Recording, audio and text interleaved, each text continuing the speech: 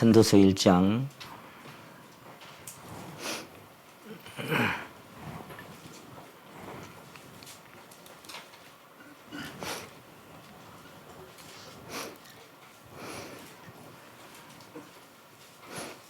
1절로 8절까지 말씀만 제가 읽겠습니다. 전도서 1장 1절로 8절까지 말씀을 제가 읽겠습니다.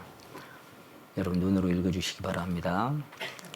다윗의 아들 예루살렘 왕 전도자의 말씀이라. 전도자가 가로되 헛되고 헛되며 헛되고 헛되니 모든 것이 헛되도다. 사람이 해 아래서 수고하는 모든 수고가 자기에게 무엇이 유익한고. 한 세대는 가고 한 세대는 오되 땅은 영원히 있도다. 해는 떴다가 지며 그 떴던 곳으로 빨리 돌아가고 바람은 남으로 불다가 북으로 돌이키며 이리 돌며 저리 돌아 불던 곳으로 돌아가고 모든 강물은 다 바다로 흐르되 바다를 채우지 못하며 어느 곳으로 흐르든지 그리로 연하여 흐르느니라. 만물의 피곤함을 사람이 말로 다 할 수 없나니 눈은 보아도 족함이 없고 귀는 들어도 차지 아니하는도다. 아멘. 오늘도 주님의 이름으로 여러분 환영합니다. 지난주에는 창세기 1장 1절부터 시작된 말씀으로 태초에 하나님이라는 주제로 말씀을 드리셨습니다. 오늘 두 번째 시간으로 잃어버린 생명이라는 주제로 하나님 말씀을 함께 생각해 보려고 합니다. 인생이 세상에 태어나서 잠시 살아가는데 무엇을 잃어버렸는지도 모르고 사실은 살아가고 있는 것이 이 세상 사람들의 삶의 모습이다. 그렇게 생각이 들어집니다. 제가 지난번 첫 시간에도 말씀드렸습니다마는 그 인생의 죽음의 문제가 심령의 캐션으로 남아서 풀려지지 않을 때 저는 참 너무나 답답하고 이 세상에서 무엇을 얻어도 그것으로 인생의 마음이 채워지지 않는 것을 살아오면서 느끼면서 도대체 인생의 목적이 뭔가, 어디서 왔는가, 뭘 찾으려고 내가 왔는가 그런 생각들을 참 많이 고뇌하고 번민하면서 살아왔던 시절이 있었습니다. 혹자가 얘기했던 것처럼 알지도 못하고 나온 이 세상, 어디로 가는지도 모르는 세상, 흐르는 물처럼 사막의 바람처럼 영문도 모르고 떠나가는 세상, 어디서 왔는지 어디로 가는지 도대체 인생의 목적이 뭔지 그냥 모르고 살았던 세월, 그 괴로움을 잊어버리려고 막 그 바가지에다가 소주하고 그 막걸리를 그냥 막 부어가지고 취하면 그런 생각이 안 날 것 같아서 막 그렇게 마시면서 번뇌하고 고뇌했던 그런 기억들도 있습니다. 제가 신도림역에서 이렇게 전철을 타려고 앉아 있으면 여러분 다 이제 이렇게 생각해 보시겠습니다만은 이 멘트가 흘러나오잖아요. 방송이. 인천행 열차가 들어오고 있습니다. 이렇게 방송이 나오고 지금 들어오는 열차는 수원행 열차입니다. 또 좀 있으면 또 방송이 나옵니다. 이번에 들어온 열차는 천안행 열차가 들어오고 있습니다. 그렇게 그 전철의 목적지가 이렇게 자꾸만 방송이 흘러나올 때 제가 전철을 타지 못하고 한참을 앉아서 이렇게 생각했던 그런 기억들이 있습니다. 저 전철도 분명히 출발지가 있고 목적지가 있는데 인생의 출발지는 어디였고 또 목적지는 어디였던가 그런 생각들을 하면서 하나님의 말씀이 얼마나 소중하고 우리 인생들이 꼭 알아야 하는 참 너무나 보배로운 진리구나 그런 것들을 새삼 생각하는 그런 시간들이 있었습니다. 저는 그런 생각을 해봤어요. 인생이라고 하는 것은 이렇게 여러분 활 쏘는 거 아시죠? 이렇게 저 노인정에 가면 이렇게 활을 당겨서 쏘잖아요. 아니면 이제 뭐 활 쏘는 그런 대회도 요즘은 있습니다만은 화살 한 개가 이렇게 관역을 향해서 출발하는 게 인생의 출발점이다. 저는 그렇게 생각한 때가 많이 있었습니다. 그리고 그 시위를 떠난 이 화살은 다시는 돌아올 수가 없어요. 계속 관역을 향해서 가까이 날아가다가 관역에 탁 꼽히면 그게 그 화살의 마지막 종착역이죠. 끝이죠. 우리 인생도 화살과 같은 거여서 여러분 출생하는 날이 있고 세상에 탄생하는 생일날이 있을 겁니다. 그때 세상에 딱 출발하기 시작했어요. 그러면 인생은 다시는 제자리로 돌아갈 수가 없어요. 시간이 흐르면 흐를수록 1년, 2년, 10년, 20년 지나갈수록 계속해서 관역을 향해서 날아가는데 어떤 관역을 향해서 날아가고 있을까요? 죽음이라고 하는 관역을 향해서 날아가고 있습니다. 내가 10년을 살아왔으면 10년 동안 내 등 뒤에 출발점이 멀어졌고 그리고 도착 지점이 점점 가까워 오겠죠. 갈수록 속도가 빨라져요.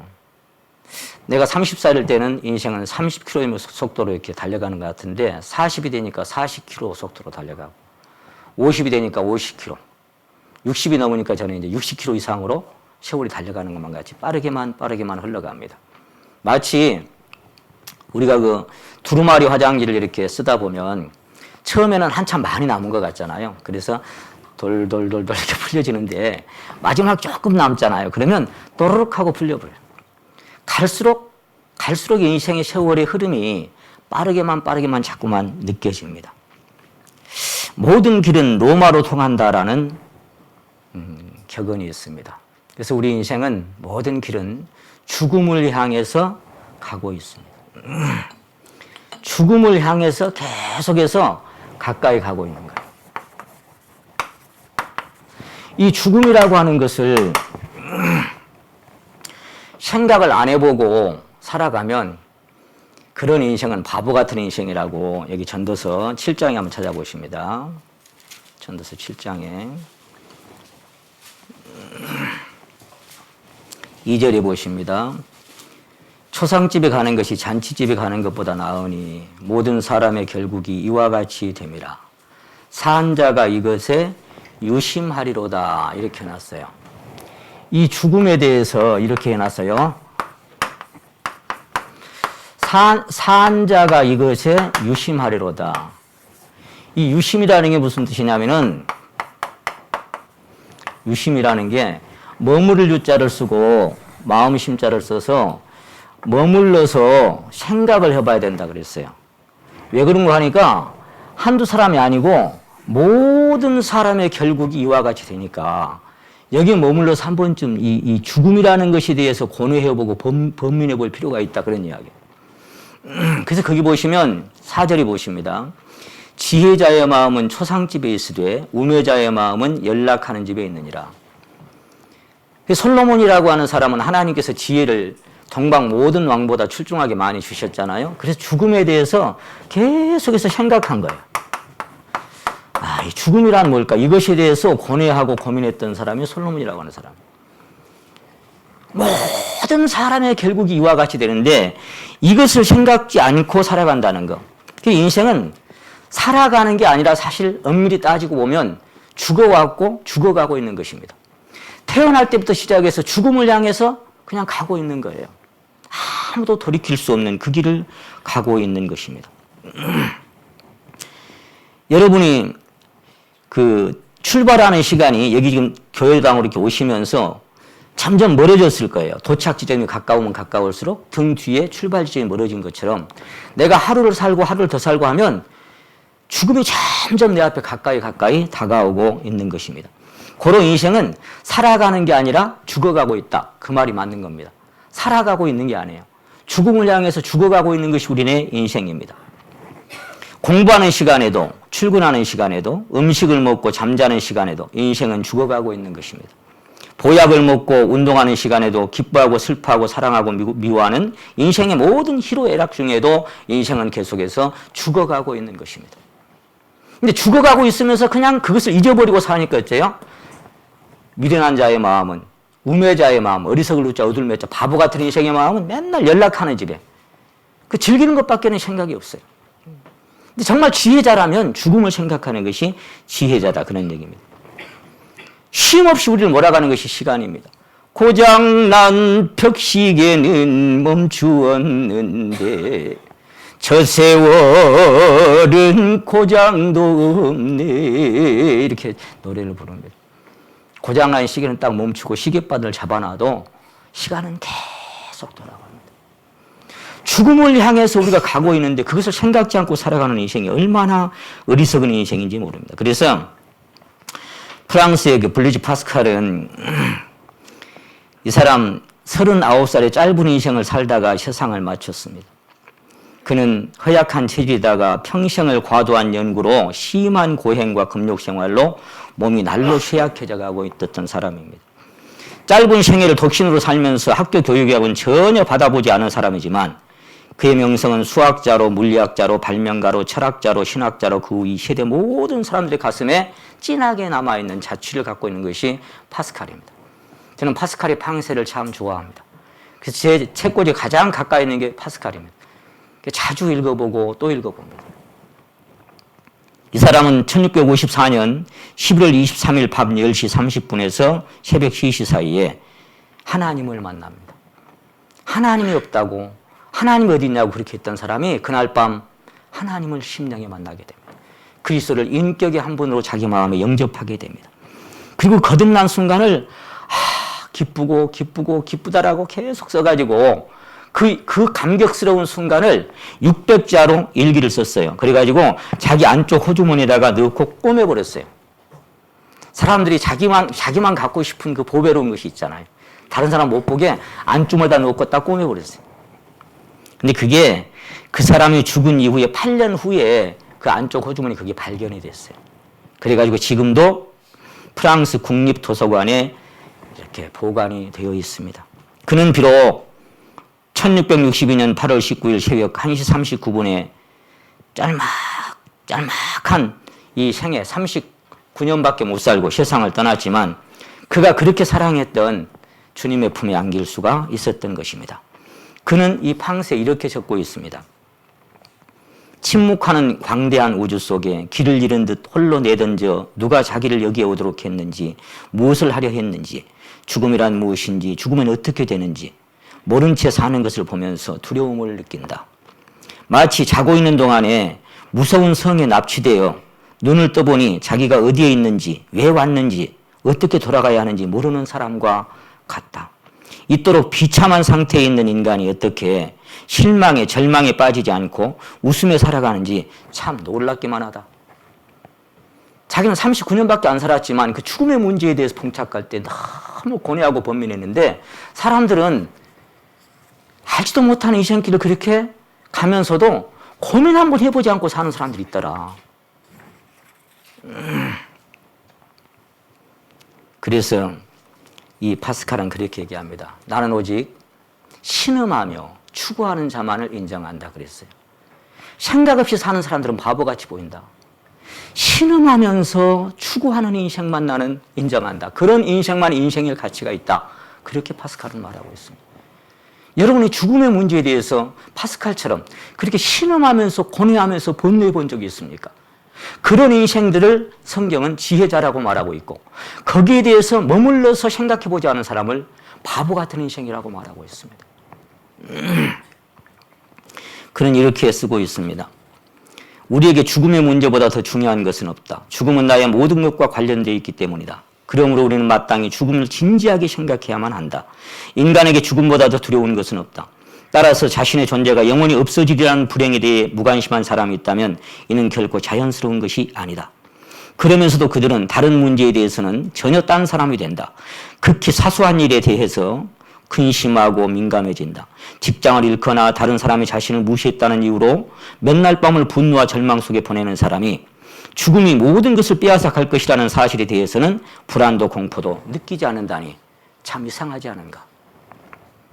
한 사람이 동시에 극히 사소한 일에 대해서는 민감하고 극히 중대한 일에 대해서는 무관심한 것은 도무지 이해할 수 없는 일이다. 이는 무서운 마법이요 초자연적인 혼란으로 이렇게 만드는 원인이 사단의 간교한 속임수라고 본다. 사소한 일에 대해 그렇게 민감하면서도 가장 중대한 일에 대해 이토록 무감각한 것은 얼마나 기묘한 일인가. 인간은 죽음에 대한 무지를 해결할 수 없다는 것을 알고 자신의 행복을 위해 이 골치 아픈 문제를 아예 생각지 않기로 하였다. 그리고는 심심풀이로 도망쳐버린다. 진실로부터 도피하는 인간의 비참한 모습이 인간의 모습이다. 이렇게 말하고 있습니다. 고민해도 답을 모르니까. 지난번에 그랬잖아요. 공자가 미지생 언지사라 그랬잖아요. 내 아직 생을 모르거늘 어찌 죽음을 알 수 있겠는가.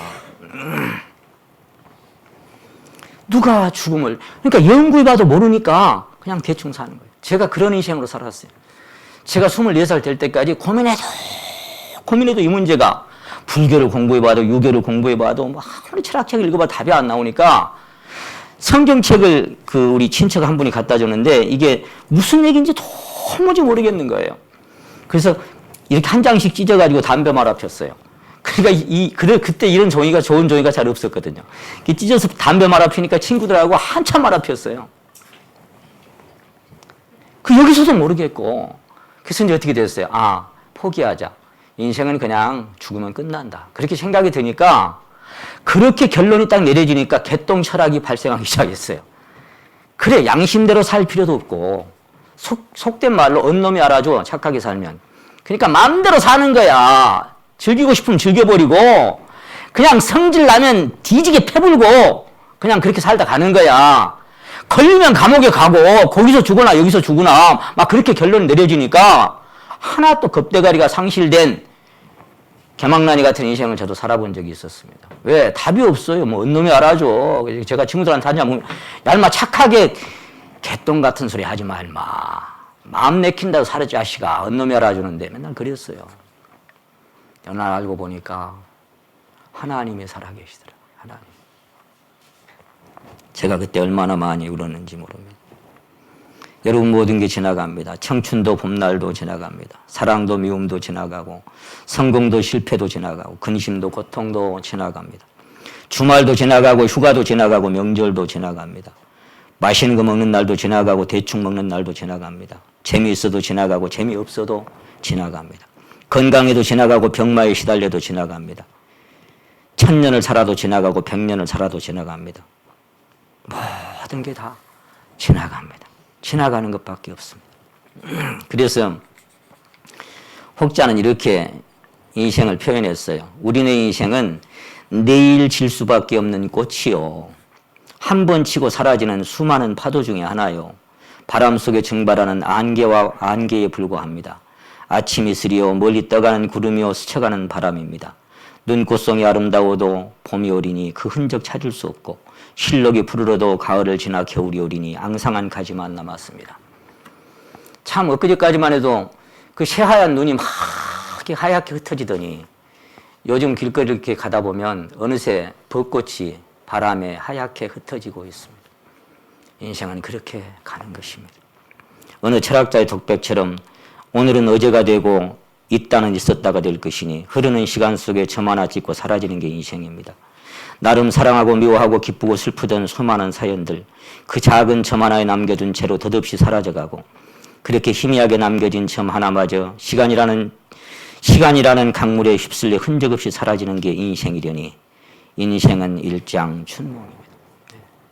모든 게, 이 인생의 모든 것들이 그냥 하룻밤 뭐예요? 꿈이에요, 꿈. 그래서 꿈 같은 인생이 이 세상에 살아가는 인생이에요. 깨고 나니 다 꿈이었어요. 잠시 자는 꿈속에서 즐겁고 기쁘고 살아갑니다. 여러분, 현재라는 단어가 있는데 그게 사실은 가능할까요? 제가 지금 현재 그러면 과거가 돼버렸어요. 금방 현재가. 미래는 현재가 되고 현재는 과거가 되고 오늘은 어제로 흘러가고 있다는 있었다로 변합니다. 현재. 눈 깜짝할 사이 현재라고 얘기합니다. 근데 현재 붙들 수 있습니까? 아니에요. 금방 과거가 되는 거예요. 있다는 있었다로 변해버리는 거예요. 시간이란 잡아둘 수가 없는 겁니다. 금방 그렇게 흘러가는 것입니다.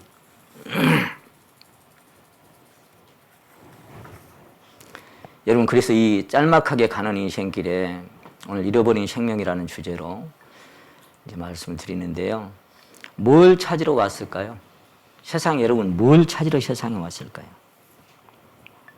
김성환이라는 가수가 부른 노래 가사 중에 그런 대목이 나와요. 세상에 올 때 내 맘대로 온 건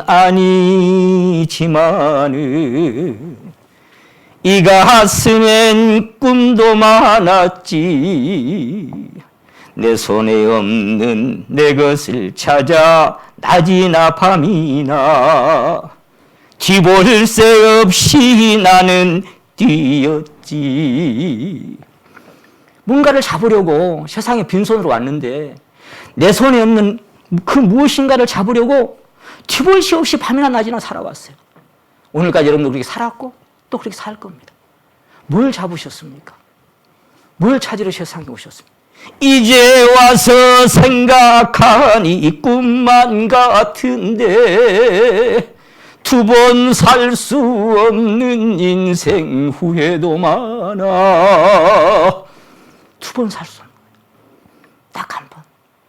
인생은 짤막한 막간을 잠시 머물다가 가는 겁니다. 솔로몬은 여러분 이스라엘의 세 번째 왕인데 거기 2장 25절에 보시면은 먹고 마시는 일에 누가 나보다 성하랴 그랬습니다. 인생 중에 가장 잘 먹고 잘 살았던 사람, 모든 것을 다 해보고 살았던 사람. 그래서 사람은 2장 10절에 보시면 무엇이든지 내 눈에 원하는 것을 내가 금하지 아니하며 무엇이든지 내 마음에 즐거워하는 것을 내가 막지 아니하였으니 이는 나의 모든 수고로 내 마음이 기뻐하였습니다. 하나님이 주신 분복이다. 하나님께 허락해 주셨어요. 우리가 인생을 그냥 부귀영화로 안 살아봐도 솔로몬이가 다 살아보고 기록을 하게 하셨던 거예요. 그러니까 마음에 원하는 것은 다 해본 거예요. 눈에 보아서 저것을 내가 취해야 되겠다 그러면 다 취해봤어요. 위치가 왕이고 모든 것 다 가졌으니까 그 처와 첩들도 많이 두봤고 은과 금도 어떤 왕보다도 많이 가져보고 부귀영화를 그렇게 많이 누리고 살았어요. 그렇게 원하는 거 다 해보고 살았으면 만약에 미련한 자라면 글을 쓸 때 어떻게 썼겠어요? 내가 살아보니 인생 참 즐겁더라. 참 살만한 게 인생인데 이렇게 한 줄쯤 남겨야 되잖아요. 그런데 1장 1절부터 뭐라고 기록하고 있어요? 다윗의 아들 예루살렘 왕 전도자의 말씀이라. 전도자가 가로되 헛되고 헛되며 헛되고 헛되니 모든 것이 헛되다. 헛되다 이 말이 영어 성경에는 meaningless라고 되어 있습니다. meaningless, meaningless, meaningless. Everything is meaningless. 의미 없다. 의미 없다. 모든 것이 의미 없다. 그래서 이 전도서 1장에서 12장까지 이 헛되다는 말이 38번이나 기록이 되어 있어요. 거기 14절에 보니까 이렇게 기록하고 있어요. 14절에 보니까 내가 해 아래에서 행하는 모든 일을 본즉 다 헛되어 바람을 잡으려는 것이로다. 이 바람을 잡는다는 말을 10번이나 기록했습니다. 이것도 잡아보니 바람이고. 여러분 지금 바람 한번 잡아보실래요? 잡히던가요?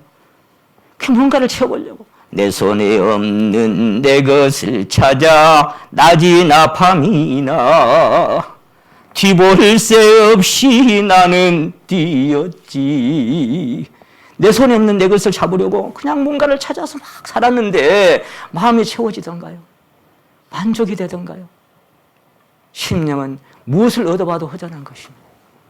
뭘 찾으러 왔을까요? 지혜와 지식을 많이 찾는데 많이 배우면 행복해지던가요? 거기 성경 전도서 1장 18절에 이렇게 기록하고 있습니다. 지혜가 많으면 번뇌도 많으니 지식을 더하는 자는 근심을 더하는 자. 차라리 생각이 없으면 그냥 행복하겠어. 근데 이런저런 많은 회상이 되고 번민이 되고 생각이 있으니까 인생이 쉴 수가 없는 거예요. 그래서 이 솔로몬은 그랬습니다. 내가 어찌하여 지혜가 더하였던고 이렇게 후회하고 있습니다. 차라리 바보처럼 살았으면 내가 고민 안 하고 살았지. 그런 얘기. 희락의 만족을 주는가. 즐겁게 한번 살아봐야 되겠다 했는데 그것도 보니까 다 헛것이더라. 그 말이에요. 한때 꿈처럼 지나가는. 그 육신을 막 즐겁게 술도 먹고 마시고 살아봤는데 그런데 어때요? 사는 게 다 웃음을 넣어놔야 되기는 미친 것이라 하였고 희락을 넣어놔야 되기는 뭘 하고 있는가 싶더라. 참 뭐가 인생인지 모르겠는 거예요. 그래서 우메다의 웃음소리는 손 밑에 나는 가시나무 타는 소리 같대. 아까 파스칼이 그랬죠. 나는 신음하면서 추구하는 자들만 인정하겠다 그랬죠. 우메다의 웃음소리가 뭐예요? 죽음이 뭔지 내가 어디서 왔다 어디로 가는지 뭘 찾으러 가는지 알지 못하고 그냥 막 웃고 살아. 바보 같은 인생들이다 그 말이에요. 그래서 여러분 지금까지 단 한 번도 내 인생에 대해서 깊이 신음하면서 고민해 본 적이 없다면 이번이 4월 한 달간 전도 집회 끝나는 동안에 여러분의 인생이 정말 어디서 왔는지, 내가 뭘 찾으러 세상에 와서 내가 지금까지 뭘 찾으려고 살아왔는지, 또 인생길 살아온 길보다는 어쩌면 살아갈 길이 더 짧을 텐데 어디로 가야 하는지 고민하고 고뇌하고 번민하면서 이 말씀 좀 들어보시면 좋겠어요. 그냥 듣는 게 아니라 내 인생과 연관된. 그래서 친구를, 이제 재물을 이렇게 하는데 재물이 만족을 줄까요? 많은 친구를 더하게 하지만 재물은 가난하면 친구도 끊어진다 그랬어요. 한 잔 살 때 친구지. 맨날 돈 빌려달라고 해봐요. 다 도망가요. 그래서 형제들도 미움을 받아 가난하면 근데 친구야 멀리 하지 않겠느냐. 따라가면 말하리 할지라도 도망가 본다 그 말이에요. 돈이 만족을 주겠어요? 성경은 은을 사랑하는 은으로 만족함이 없다. 쇼펜하우어가 얘기했던 것처럼 돈은 바닷물과 같은 거더라. 마시면 마실수록 목이 더 타 바닷물은. 그런 것처럼 벌면 벌수록 더 벌고 싶은 게 인생이에요. 그래서 평생 그 만족을 채우지 못하다 가는 게 인생이에요. 이것도 헛되고 거머리게 두 딸이 타고 배가 터지도록 그렇게 해봤자 않자. 얼마나 가져야 만족이 될까요? 이 사람 막 제빡 터뜨렸죠. 이런 사람 부럽습니까? 여기 한 113억 원 정도 된답니다. 이런 거 한 바구니 드리면 여러분 만족할까요? 자, 4바구니 드려도 6바구니를 드려도 아무리 많이 드려도 여러분 안 돼. 마음에 채울 수가 없어. 뭐니 해도 뭐니가 제일이고 오토바이 소리면 돈 한다는데 어느 성도가 그래요. 요즘은 그런 오토바이는 썩은 오토바이예요. 요즘은 돈 하고 가요. 그래서 내가 아 그렇구나. 여러분 아무리 해봤자 돈 해봤자 안 차요. 통장에 동그라미가 아무리 늘어도 안 차는 거예요. 그리고 이제 갈 때는 어째요? 땀 흘리고 애를 써 모아놓은 재물 안고 가고 지고 가나 헛수고로다. 빈손 들고 왔으니 또한 그같이 빈손 들고 갈 것이. 그래서 여러분 갈 때는 다 빈손으로 왔다가 빈손으로 가는 겁니다. 무엇을 잡아볼까 하고 세상에 올 때는 주먹 깍쥐고 태어나죠. 하고 태어났는데 갈 때는 다 이렇게. 알렉산더 대왕이었죠. 관 밖으로 자기 손을 내놨죠. 내 이렇게 많은 영토와 많은 것을 가졌지만 빈손으로 간다. 관 밖으로 내 손을 내놔라 그랬어요. 그게 인생이에요. 뭘 가지고 갈 겁니까? 뭘. 그래서 만족함이 없어요. 아무리 채워도. 결국 빈손으로 가는 것이. 벌거벗고 왔다가 벌거벗고 가는 겁니다. 그러니 먹을 것과 입을 것이 있은즉 족하게 알고 살아라. 욕심 부리지 말고. 그렇게 성경은 말씀하셨어요. 아무리 영광을 얻어봤자 한 송이 꽃보다 못하더라. 그리고는 똥처럼 영원히 망할 것이다. 성경은 그렇게 얘기합니다. 그래서 사랑이 만족을 주겠어요. 사랑. 이 사람은요. 이 후비가 왕비입니다. 왕비. 700명을 거느렸어요. 그리고 빈장. 이 아름다운 첩들입니다. 왕궁에 불려가는 첩들이 아무나 불려가겠어요? 근데 300이냐 합해서 1000명이에요. 1000명. 1000명의 꽃밭 속에 살았어. 그런데 이렇게 많이 뒀는데 여기 지금 기록하면서 뭐예요? 의미 없다. 모든 것이 의미 없다. 왜? 눈은 보아도 족함이 없고 귀는 들어도 차지 아니하는도다. 그래서 유행이 바뀌는 거예요. 유행이. 넥타이가 막 좁아졌다는 이 예리가 막 까만색 들였다가 안 되니까 노란 거 들였다가 안 되니까 빨간 거 들였다가 안 되니까 또 흰 색깔로 들였다가 막. 왜? 안 차니까 자꾸 멀어들려. 그래서 수가성의 여인이 남편이 6이라도 채워진 게 없었어요. 맨날 목이 말라. 그게 인생인 거예요. 뭐 이런 건 시간상 다 만족함이 없어요. 그런데 왜 만족함이 없냐? 사람에게 이런 마음을 하나님이 하나 주셔놨어요. 영혼을 사모하는 마음. 이게 다른 말로 하면 안 죽고 싶은 마음을 줬어요. 인간 안에. 죽지 않고 영원히 살고 싶은 마음을 인간 안에 심어놓은 거예요. 그래서 어떤 것을 얻어봐도 만족을 얻을 수가 없는 겁니다. 세상에 3가지 거짓말이 있다 그랬죠. 처녀가 시집가지 않는다는 거 보나마나 거짓말이고, 할머니 할아버지들이 에고 이놈의 왼수 왜 이리 안 죽노? 이게 이제 또 거짓말이래요.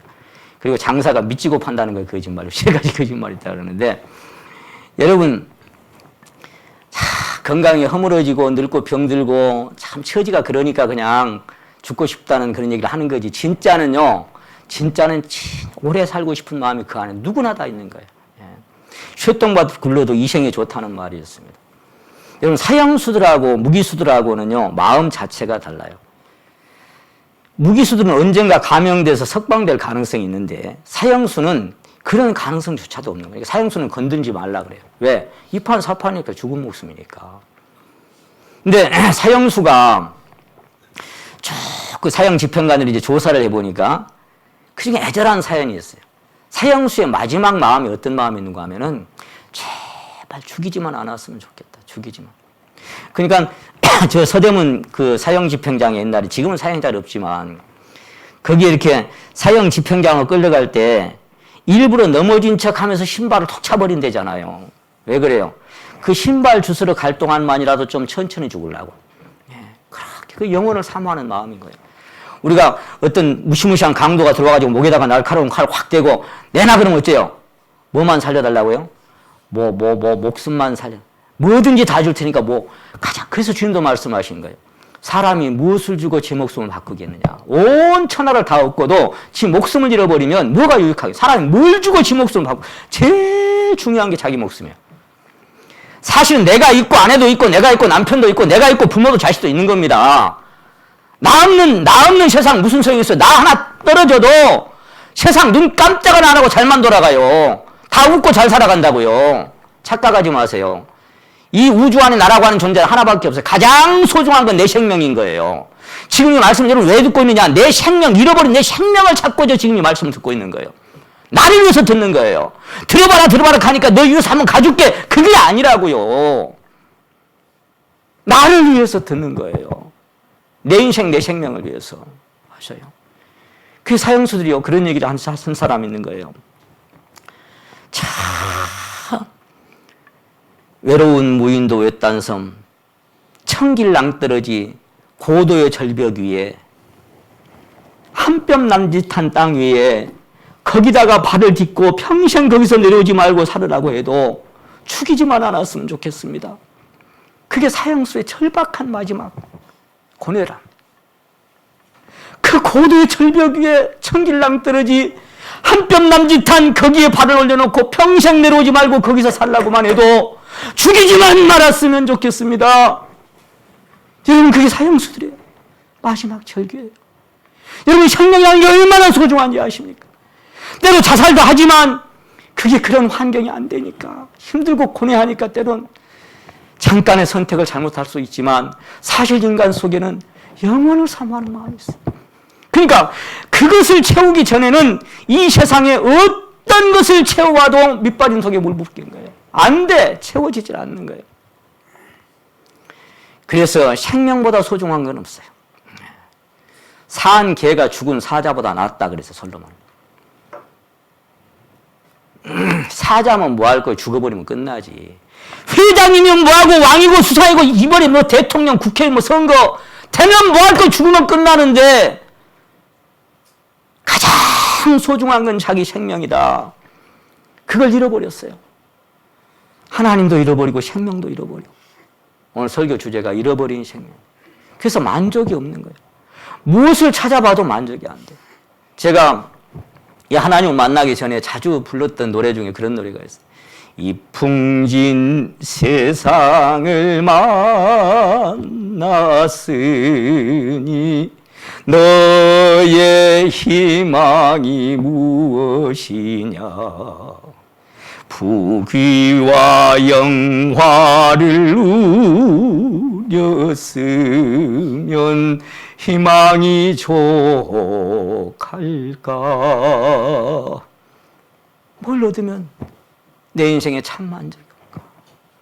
뭘 얻어야 인생에 진정한 행복이?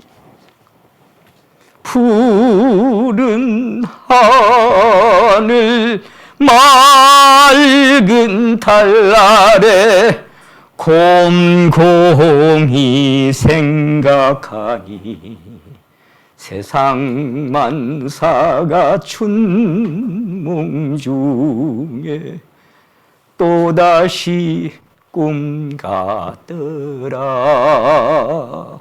제가 그 노래를 참 자주 불렀어요. 인생살이 꿈이구나. 뭘 얻어야 부귀와 영화를 누렸으면 희망이 족할까? 뭘 찾으러 세상에 오셨습니까? 여러분 그 참 만족과 행복을 생명 안에서 찾았습니까? 그래서 저는 이런 말씀을 드립니다. 만약에 여러분이 여기 오셔서 하나님 말씀을 듣고 뭐 백화점에서가 살 수 있는 거, 시장에 살 수 있는 거 이런 거 얻으러 오셨다면 여러분 그거 가 사면 돼요. 돈 주고 사면 돼. 근데 이 세상 어디에도 없는 거 하나를 하나님이 주시려고 여러분 초청하신 거예요. 그게 뭐냐? 여기 같이 한번 읽겠습니다. 시작. 오직 그에게만 죽지 아니함이고. 예. 이 세상 어디에도 없는 것 딱 하나님에게만 있는 것 하나. 죽지 않는 생명이 있어요. 여러분이 잃어버린 그 생명. 그 생명을 하나님 여러분에게 돌려주려고 하나님 여러분을 부르셨어요. 여러분을 너무너무 사랑하셔서 그 사랑하는 영혼을 위해서 자기 자신을 버리면서 여러분에게 손을 내밀고 있습니다. 내가 이 생명을 주겠노라. 잃어버린 생명을 찾아주겠노라. 그래서 주님은 부활이요 생명입니다. 영원히 죽지 않은 생명을 여러분에게 주시려고. 이것을 돈으로 따질 수 있을까요? 이 가치를, 첫날 그랬죠, 제가. 이 세상의 모든 언어를 다 동원해서 예수 그리스도의 가치를 표현한다고 할지라도 그것은 10,000분의 1도 표현이 안 된다고 그랬죠. 그런 가치를 여러분에게 주시려고. 혹 생각해 보십시오. 내가 구원받았다고 거듭났다고 하면서 주님이라고 하는 그 생명의 가치를 나는 지금 어느 정도 느끼고 살아가는지, 얼마나 느끼고 살아갑니까? 그 가치를. 만일에 그 가치를 정말 파스칼이 얘기했던 것처럼 자기 인생 전체를 올인할 만큼의 그런 가치를 느끼지 못하고 살아간다면 여러분 그리스도는 여러분에게 별것도 아닐 수도 있습니다. 여러분 일상보다도 더 하찮은 것일 수도 있는 것입니다. 그래서 너희가 성경에서 영생을 어느 줄 생각하고 성경을 상고하거니와 이 성경은 곧 내게 대하여 증가하는 것이다. 하나님에 대해서, 그리스도에 대해서. 영생을 위하여 내게 오기를 원하지 아니하는도다. 제가 그런 얘기 가끔 드립니다. 만약에 우리 집회에 일요일 날 한 번씩 참석해서 지난 주부터 4월 한 달간이니까 5번이잖아요. 1회 참석할 때마다 그 많이도 못 드리고 그냥 100만 원씩은 드린다. 한 번 참석하는데. 그럼 여기 이 자리에 다 앉을 수 있을까요? 아마 첫날 갔다 와서 봐라요. 하루 갔더니 100만 원 주더라 그러면 다음 주에 이 자리 다 못 앉습니다. 그렇게 소문나면. 여러분 근데 온 세상 돈을 다 갖다 줘도 살 수 없는 이 소중한 것을, 그 그리스도를 거저 공짜로 드린다고 하는데 관심이 없어요. 영생을 얻기 위하여 내게 오기를 원하지 아니하는도다. 다 도망갔어요. 다 도망갔어요. 자, 어쨌거나 이 영원한 생명을 얻기 위해서 성경이 어떻게 사실인가를 또 잠깐 말씀드리고 그리고 정리를 하겠습니다. 딱 분명한 거 한두 가지만 말씀드리는데 창세기, 지난번에 이제 만물의 창조를 말씀드렸고 창세기 17장 그 증거만 한두 가지 보겠습니다.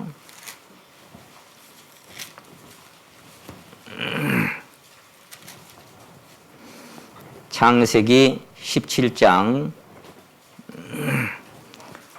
9절부터 보시겠습니다.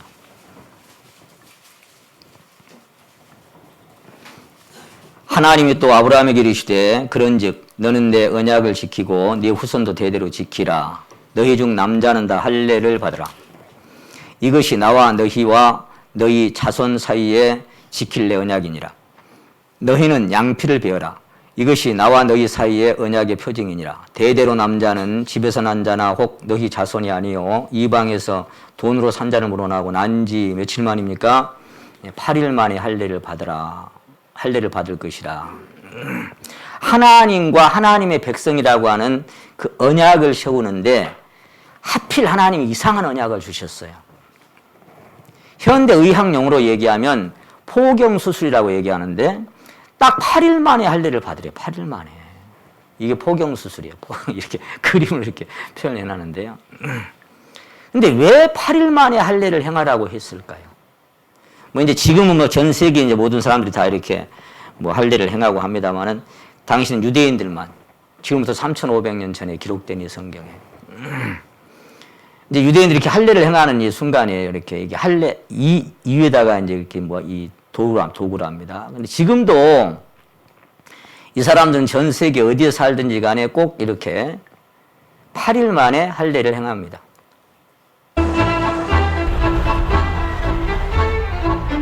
뉴욕의 한 유태인 예배당. 유모차를 끈 아이 엄마가 들어온다.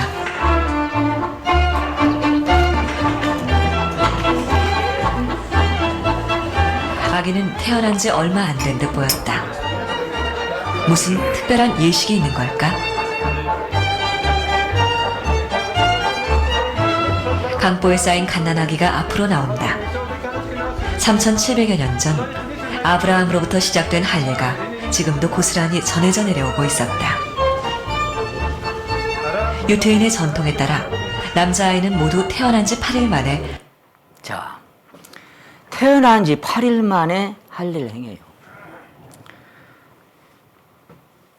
근데 이것이 아까 이제 제가 그렇게 쓴 것을 보여드렸죠. 과학이 발달할수록, 의학이 발달할수록, 우주가 새롭게 자꾸만 이렇게 발견될수록 하나님이 살아계시다는 것이, 성경이 사실이라는 게 자꾸 증명되고 있다 그 말이에요.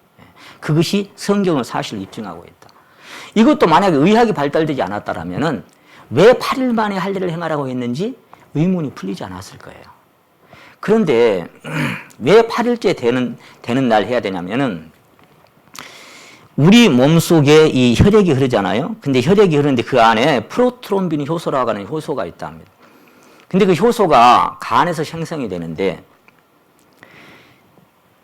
태어난 지 뭐 1일째, 2일째는 30%, 그 다음에 40% 이렇게 하다가 8일째 되는 날만 120% 되는 날에 일생에 딱 하루가 있는 거예요. 프로트롬빈이라는 효소가 어떤 역할을 하고 있냐면은 몸에 어떤 상처가 나면 뇌에서 그게 정보 전달을 해가지고 잽싸게 명령을 내리는데 그 명령 체계를 통해서 프로트롬빈 효소가 달려가가지고 그 상처 난 데를 딱 갖다 막아요.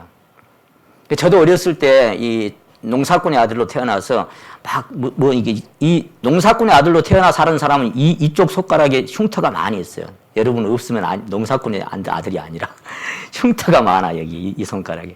나스럽게 골프에다가 탁 이렇게 여기 제일 많이 다치거든요. 그러면 어른들이 그래요. 꽉 쥐고 있어라. 꽉 쥐고 있어. 쥐고 있으면 피가 딱 엉겨 붙어요. 그러면 그걸 딱 초매가지고 며칠 있으면 낫거든요. 여러분, 그 피를, 묽은 피를 엉겨 붙게 하는 그 효소가 프로트린 효소란 말이에요. 그런데 8일째 되는 날 그것이 120% 이 사람이 발견한 거예요. 그래서 그렇다면 왜 성경에 8일에 할례를 행하라고 했을까? 피를 응고시켜 출혈을 멈추게 하는 프로트롬이라는 효소가 있는데 이 효소는 간에서 생성되는데 막 태어난 신생아는 간 기능이 약해서 프로트롬빈을 충분히 생성하지 못하고 사람의 일생을 통해 단 하루 태어난 지 8일째 되는 날이 프로트롬빈의 생성이 가장 많은 날이어서 그날 수술하는 것이 가장 안전하다는 사실이 밝혀졌다 그 말이에요. 네. 자, 이게 의학이 발달하지 않았다면 어떻게 이것을 알 수가 있었겠어요? 네. 스칸질로라고 하는 그 연구 발표자가 있었는데 뭐 이게 동영상은 그만두고 요것만 보겠어요. 네.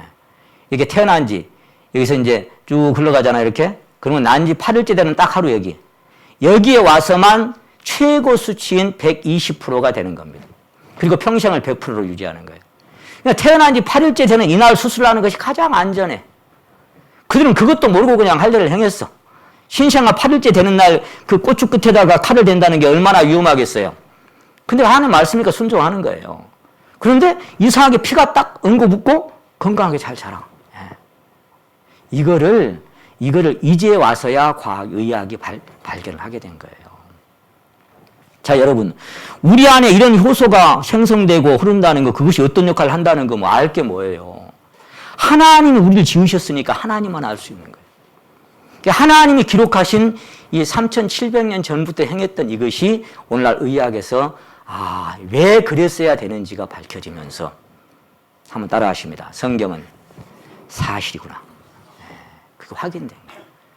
수없이 많은 증거들이 있지만 하나님이 우리 인생을 창조하시고 지으셨다는 직접적인 증거를 이렇게 제가 한두 가지만 말씀을 드리고 있습니다. 자, 하나님께서 창세기 2장을 보시겠습니다. 창세기 2장.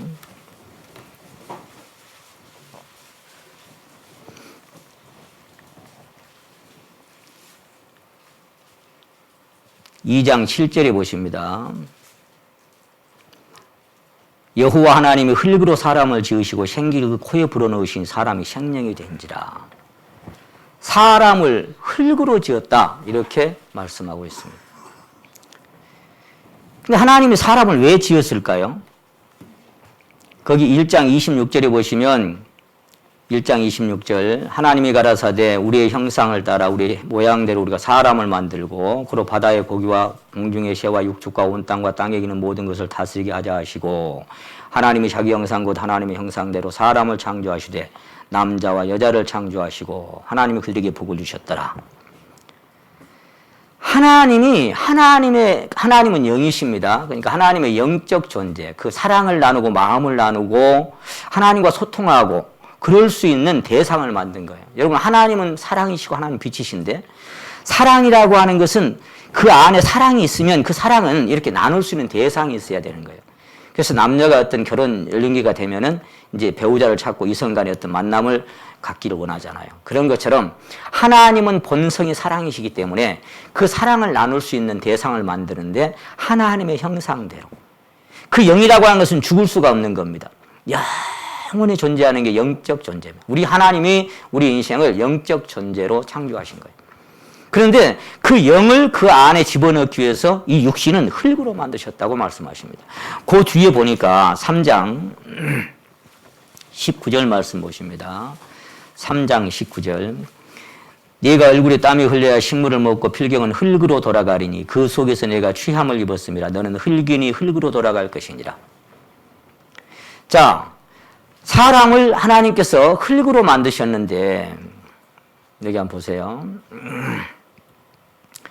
흙의 성분과 이것도 뭐 이게 전에 이것이 이 원소라고 하는 게 뭔지를 이게 뭐 이제 원자와 분자와 해가지고 이제 원소로 나눠지잖아요. 모든 것들이. 근데 원자로 분해해서 그 성분을 조사해서 밝혀내기 전까지는 이게 흙인지를 누가 알았을까요? 네가 보기에는 이게 흙이냐 살이지? 그렇게 얘기하지. 근데 조사를 해보니까 흙의 성분하고 우리 몸속에 들어있는 성분하고 똑같은 거예요. 그래서 우리는 걸어다니는 흙집이다 그래. 산소, 탄소, 수소, 질소, 칼슘, 카리, 염분, 유황, 인, 철, 마그네슘 이런 것들이 우리 인체를 구성하고 있는 원소들이에요. 그런데 한 줌의 흙 속에 파서 그 원소를 조사를 해보니까 그 흙의 성분도 똑같아. 산소, 탄소, 수소, 질소, 칼슘, 카리, 염분, 유황, 인, 철, 마그네슘. 그러니까 흙으로 우리 인체를 만들었다고 하는 것을 지금은 아무도 부인할 수가 없어요. 흙의 성분하고 우리 인체 성분이 똑같은 거예요. 하나님이 우리를 흙으로 지으셨다는 이 사실이 이것도 지금에 와서야 과학적인 사실로 입증이 되고 발견이 된 거예요. 우리는 걸어다니는 흙집이요. 흙집이 조금 여러분처럼 이렇게 멋지게 생긴 흙집도 있고 저처럼 이렇게 별것 아니게 생긴 흙집도 있고 근데 집일 뿐이에요. 집은 평수가 조금 넓은 집도 있고 좁은 집도 있고 높은 집도 있고 낮은 집도 있고 또 집을 오래 쓰다 보면 낡아져서 또 무너지는 집도 있고 그런 거예요. 이게 흙집일 뿐이에요. 그러니까 가장 중요한 건 뭐냐? 우리 안에는 영혼이요. 우리 안에 영혼이 가장 소중한 거예요. 흙집은 무너져서 흙으로 가지만 우리 안에 영혼은 죽을 수가 없기 때문에 하나님과 같은 형상이 있기 때문에 인간이 가장 소중한 겁니다. 우리가 만물의 영장이라 그러죠. 신령영자, 긴장자를 씁니다. 우리 인간의 영은 영원히 길게 사는 게 영이다 그 말이에요. 그래서 영혼이 가장 소중한 거예요.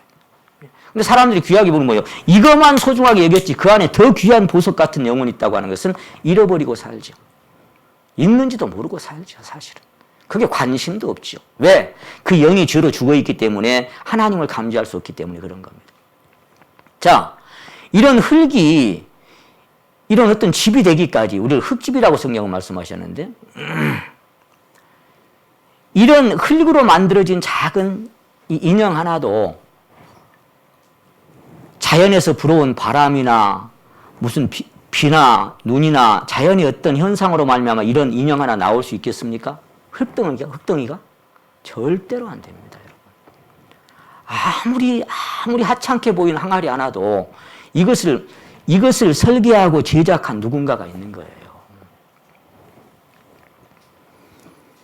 자, 이 항아리 만드는 사람의 손끝에서 한 줌의 흙이 이렇게 항아리로 탄생할 수 있는 것처럼 네, 뭐 시간상 다 말씀 못 드립니다.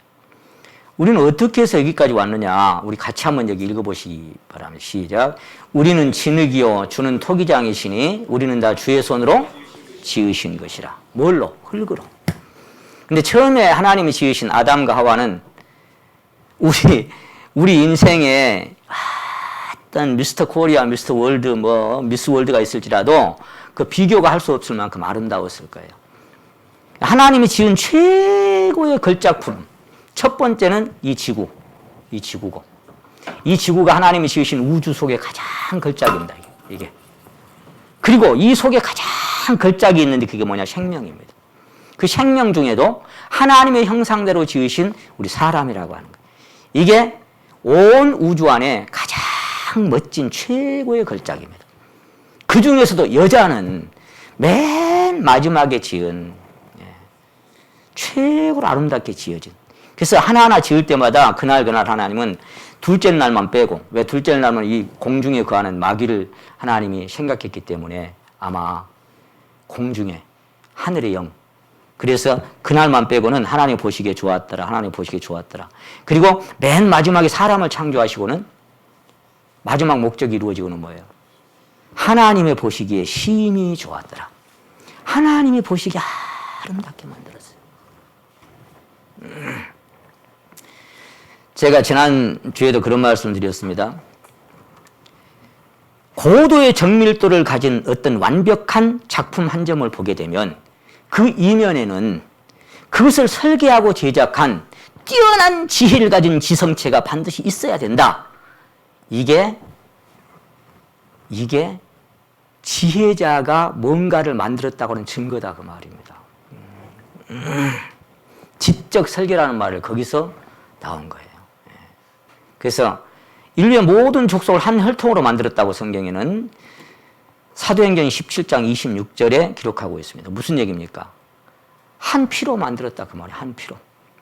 그러니까 아담과 하와에서 모든 사람이 다 나왔다 그 말입니다.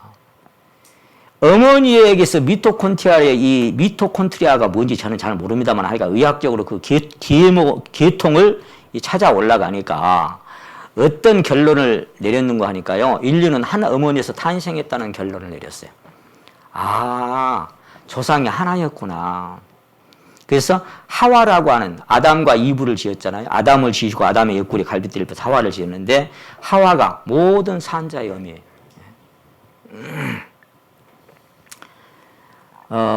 남자는 YX를 갖고 있고 여자는 XX를 갖고 있잖아요. 그래서 X와 X가 만나면은 이제 여자가 태어나고 YX가 만나면 남자가 태어나잖아요.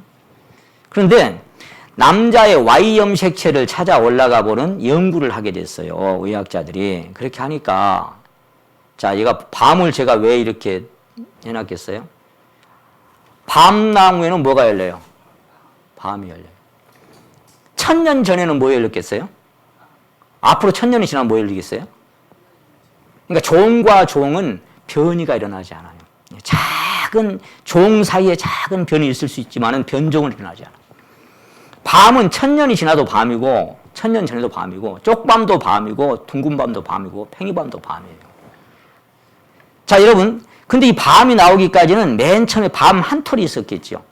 밤 한 톨을 심었는데 싹이 났어. 밤나무가 점점 자랐어. 그래서 수백 가마니 수천 가마니 더 딸 수가 있겠죠. 근데 그건 다 밤 한 톨 속에서 다 나왔어. 그런 것처럼 인류도 한 사람 안에서 다 나왔더라 그런 얘기예요. 족보를 따져 올라가다 보니까 예수님의 족보를 이제 요셉에서부터 이제 육신으로 한다면 그렇게 찾아 올라가는데 이상은 헬리오, 이상은 마따시오, 이상은 레위오 이렇게 끌꾸로 이제 우리 말로 하면은 멧돼지 할아버지 이렇게 올라가는 거예요. 그 이상은 안 나요. 이제 쭉 올라가는데 누가복음 족보는 요셉에서 아담까지 75대가 있습니다. 근데 마지막에 보면 이렇게 돼 있어요. 여기만 같이 한번 읽어보시겠습니다. 시작. 그 이상은 에노스요, 그 이상은 셋이요, 그 이상은 아담이요, 그 이상은 하나님이시니라. 그러니까 뭐예요? 우리 맨 첫 조상이 아담이고 그리고 그 이상 올라가니까 하나님이 창조주더라 그 말. 하나님께서 우리 인생이 왔더라 이 말입니다. 예, 뭐 여기서 다 나올 수 있다 그런 얘기요. 혈액형이. 그럼 왜 이렇게 피부가 까만 사람도 있고 노란 사람도 있고 흰 사람도 있냐? 이건 자외선으로 말미암아 멜라닌 색소가 생성되는 과정에서 색깔이 이렇게 달라질 수밖에 없다. 그것도 의학적으로 충분히 설명이 가능하고 지금은 이제 모든 지역상 뭐 이렇게 글로벌이라고 얘기하잖아. 다 섞여지니까 누가 뭐 경계선이 사라져 간다 그랬어요. 그래서 어쨌거나 지금은 Y 염색체, 남자 안에는 Y 염색체로 내셔널 지오그래픽에서 연구를 해가지고 쭉 올라가 보니까 어떤 결론을 이르렀느냐 하니까 이런 결론을 이르렀답니다. 태초에 하나님이 천지를 창조하시고 가라사대 우리의 형상대로 사람이 되라 하셨다. 성서에서는 그를 아담이라 했고 우리 모두의 조상이라고 했다.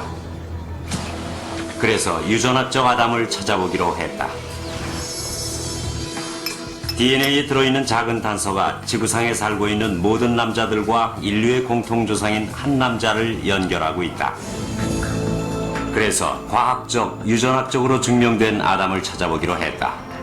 지구상에 존재하는 모든 인간에게 DNA를 제공한 최초의 인류. 북극의 이뉴이족, 아마존의 아메리카 인디언, 사막의 유목민과 월스트리트의 사업가가 정말 같은 핏줄일까? 내셔널 지오그래픽 소속의 유전학자 스펜서 웰즈가 아담을 찾는 작업을 지휘하기로 했다. 한편 파테섬의 그 남자에게서 나온 Y 염색체는 마지막 단서를 제공하고 있었다. 이 Y 염색체를 전 세계에서 채취한 수천 명의 염색체와 비교했다. 그 결과 엄청난 사실을 발견했다. 이 엄청난 사실이 Y 뭘까요? 염색체에 존재하고 있으며 현재 전 세계 모든 남자들에게 있는 변종을 찾아낸 것이다.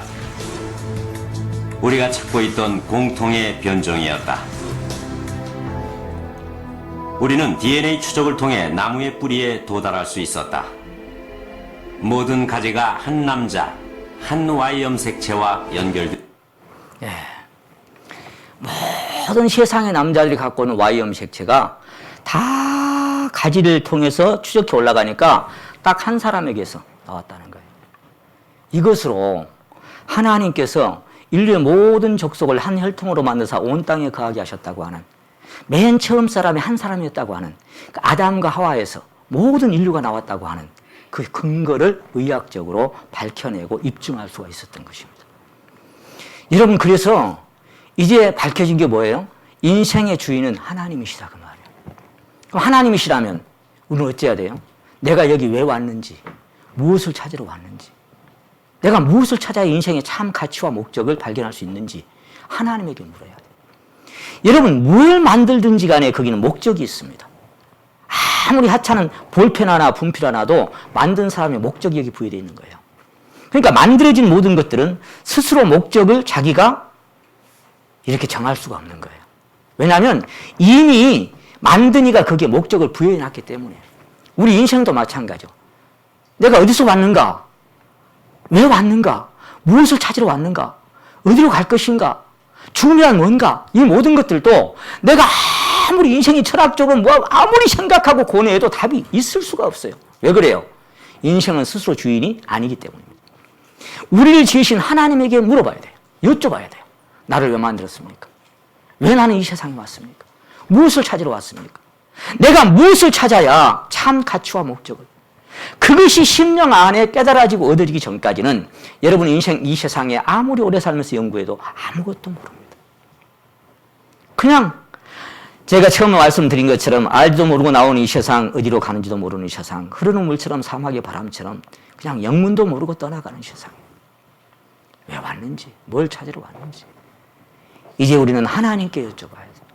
근데 하나님이 우리를 지금 이렇게 만들어 두신 것이 지금처럼 이렇게 막 공부하고 출근하고 퇴근하고 막 일하고 이렇게 하려고 하나님 만들었을까요? 그렇게 하지 않았습니다. 하나님이 여기 인간을 만드시고 에덴 동산을 만들어 놓고 그 에덴 동산에 살게 하셨어요. 거기서 하나님과 함께 살려고.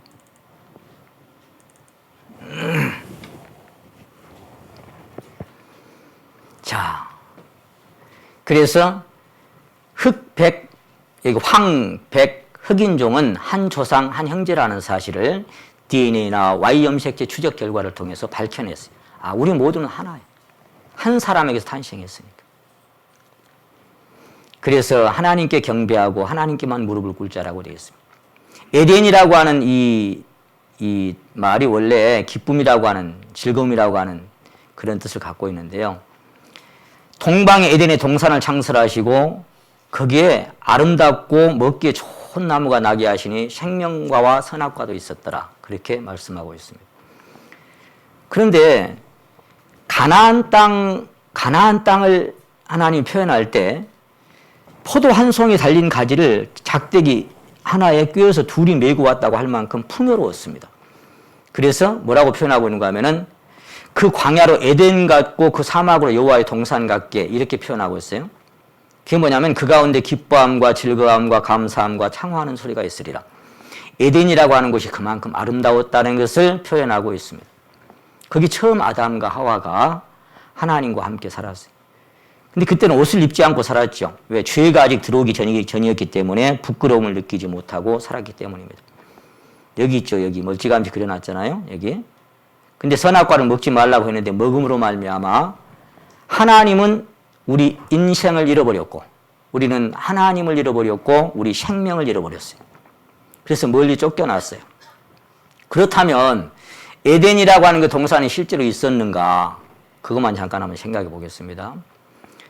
성경이 뭐라고 말씀하고 있냐면은 에덴 동산은 지하로 내려가게 했다 그렇게 돼 있어요. 에덴의 모든 나무고 레바논의 뛰어나고 아름다운 나무들로 지하에서 위로를 받게 하였느니라. 위로를 받게 했다는 것은 에덴 동산의 참 가치와 목적을 잃어버렸기 때문에 슬프다 그 말이에요. 그 에덴 나무와 모든 것이 지하에 내려갈 것이요 이렇게 기록되어 있습니다. 그렇다면 에덴 동산은 지금은 이 땅에 없고 지하에 있다는 얘기인데 어떻게 찾을 수 있단 말이냐? 여기 보시면 강 이름이 나와요. 여기 창세기 2장 10절에서 14절까지 말씀인데요. 네 강이 나옵니다. 네 강이. 그래서 여기 비손강이 나오고 기혼강이 나오고 히데겔강이 나오고 유브라일강이 나오는데 요 히데겔이라는 말이 여기 보세요. 비손강이 있고 기혼강이 있고 요 영어 성경에는 티그리스강이라고 되어 있어요. 그래서 제가 영어 성경을 그대로 여기다가 찍어 놓은 겁니다. 티그리스강이 있고 마지막 강이 유프라테스 강입니다. 그러니까 이 강이 흐르는 지역이 에덴 동산이라는 얘기죠. 근데 그 강이 어디 있는 강이냐면은 이 페르시아만을 요 끝부분 여기에서 시작해서 갈라진 강의 이름인데 이제 이렇게 강이 흐르잖아요. 저 위에 터키 쪽부터 시작해가지고 쭉 흘러내려오는 강 여기 있습니다. 티그리스 강, 아까 세 번째 강이죠. 여기 유프라테스 강, 요 페르시아만으로 흘러들고 있습니다. 근데 이 페르시아만에 여기에 지금은 바다잖아요. 근데 두 강이 없어. 근데 어떻게 찾을 수 있는 인공위성을 통해서 이 두 강을 찾았어요. 자, 뭐 이거 그냥 이것만 보세요. 에덴 동산 강 발견. 나사 과학자 위성 사진 분석을 통해서 발견을 했는데 지하에 묻힌 강이 여기 아까 두 강, 여기 기혼강과 비손강이 사막 밑에 흐르는 강이 발견이 된 거예요. 강의 흔적이. 그래서 네 강이, 이 두 강은 지금도 살아있고 두 강은 지하에서 흘렀던 이 형체가 발견이 된 거예요. 이 강의 형체가. 이 지역은 여러분 여기 보면 침강 경계라고 있죠. 이렇게 뾰족뾰족한 게. 여기가 침강 지역이에요. 그러니까 아까 지하로 내려갔다고 돼 있죠. 지하로 내려가고 깊은 바다로 덮었다고 돼 있죠. 여기가 바로 에덴 동산 지역이었다라고 성경은 얘기하고 있고 거기서 두 강줄기도 찾아낸 거예요. 그러면 여기서 오늘날 뭐가 나오고 있어요? 원유가 펑펑 쏟아지고 있어서 부자 만들어지고 있습니다. 여기가 원유가. 요 꽃갈콘처럼 생겼잖아요. 이게 원유 생산지인데 여기는 홍해바다인데 원유가 이제 여기 몇 개 있고 없잖아요. 여기는 왜 이렇게 많을까요? 에덴 동산에 그 어마어마했던 모든 동식물들이 지하로 가라앉고 거기 바다로 덮어버린 거예요. 원유는 아무데나 판다고 우리나라에 원유 안 나오잖아요. 아무데나 판다고 원유가 생산되는 게 아닙니다. 모든 동식물 들어가서 그 압력을 받아가지고 거기서 기름이 이렇게 쏟아져 나와요.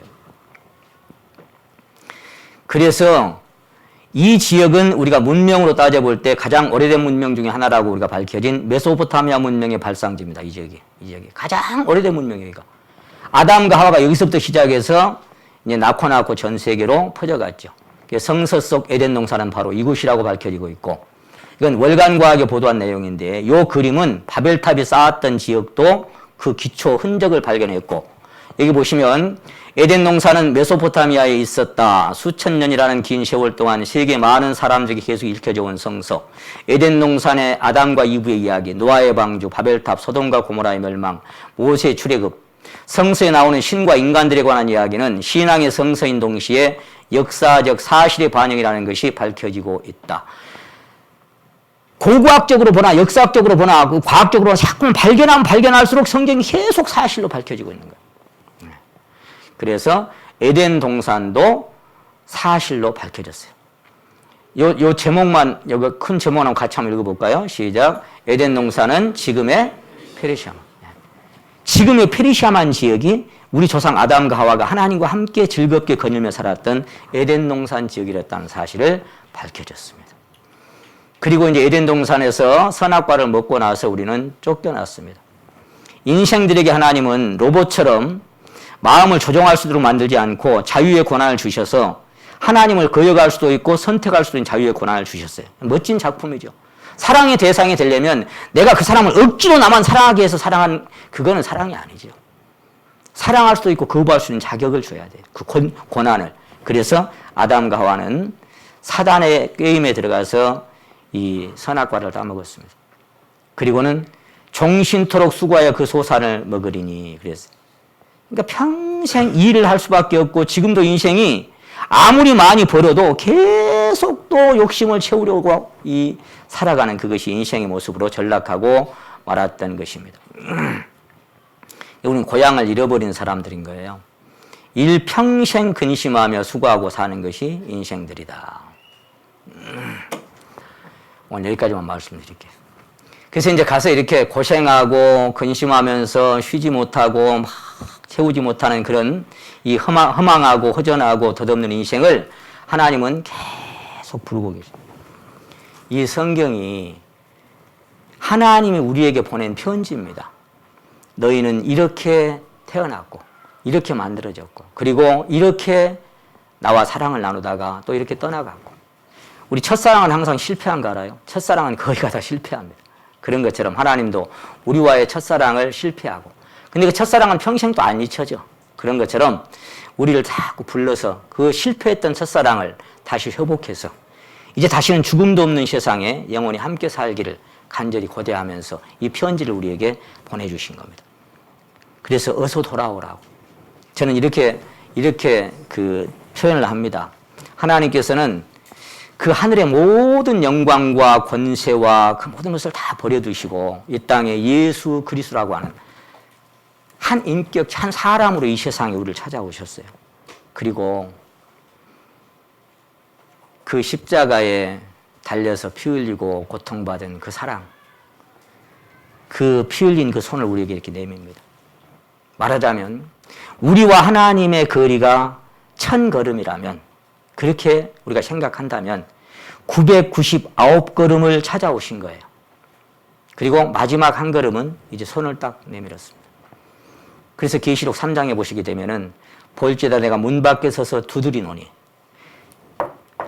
노크하고 있어. 여러분의 마음 문을 노크를 하고 있는 거예요. 내 음성을 듣고 문을 열면 내가 그에게로 들어가서 그래요. 억지로 문을 안 엽니다. 하나님은 신사분이십니다. 그래서 노크하고 있는 거예요. 내가 너를 만나고 싶다고. 여러분이 할 수 있는 것은 마음에서 그 마지막 한 걸음 손을 내미시는 주님의 손을 이번 기회에 잡아들이시고 그 주님을 여러분 심령에 영접하셔서 하나님이 주시려고 하는 이 가장 고귀한 가치 그리스도의 생명을 그 부활의 생명을 여러분의 생명으로 영접하시고 받아들이시는 귀한 시간 되시기를 소망합니다. 네, 기도드리겠습니다.